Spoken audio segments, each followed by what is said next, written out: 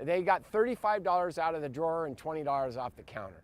Scott Leason could tell you about the night he was working as a clerk at a gas station in La Quinta. It was a powerful gun, so it went right through. Or you could listen for yourself. 911, which emergency? We're in the Circle K in La Quinta. We've been shot. Who did this to you? Two guys that are wearing masks. Okay, did they rob you? Yes, they did. Oh, God. Oh, God. Patroller's been shot in the head. Excuse me? Patroller's been shot in the head. I've been shot in the leg. Please hurry. I realized I'm shot in the head, and I'm going, oh my God, I'm gonna die. It happened on July 4th, 1993, Independence Day, of all days, to lose his sight forever. The bullet entered right here, and it went behind the left eye and severed the left optic nerve, went through the olfactory nerves, and then came out here, and I got a chip on the orbital bone, and it popped this eye. Scott didn't fight with the armed robbers. In fact, he had his hands up. The next morning in the hospital, he was told he'd have to surrender to blindness as well. They wouldn't let me live alone until I learned how to live alone. So for the first year, all I did was learn the blind skills. So I learned Braille and I learned how to type. I flunked typing in high school, but I've learned to type, and then I learned how to cook.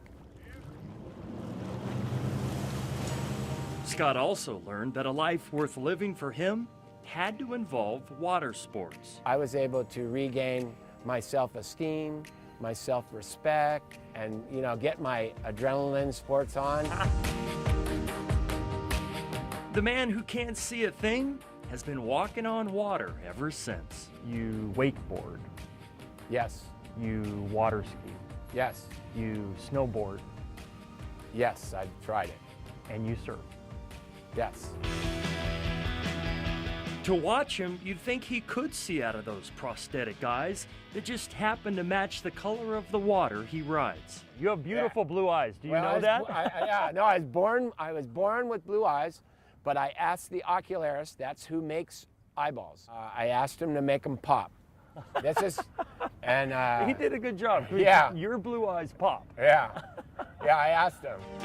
Scott says for years he was blinded by not only a lack of sight, but by anger. It was a 9mm.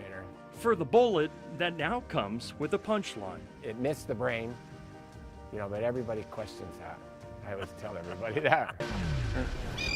In a 2011 documentary called True Vision, My mantra is never lose sight of your goals and dreams. Scott described how living in darkness fueled his fire to not only survive, but thrive. And that meant competing in the Ironman. 2.4 miles of swimming, 112 miles on a bike, and a full marathon, 26.2 miles. It took Scott 16 hours to cross the finish line. There was like a big crowd, and they were loud and clapping. And we get across to the finish line, and I hug Brian, and I go, wow, everybody waited for me to finish?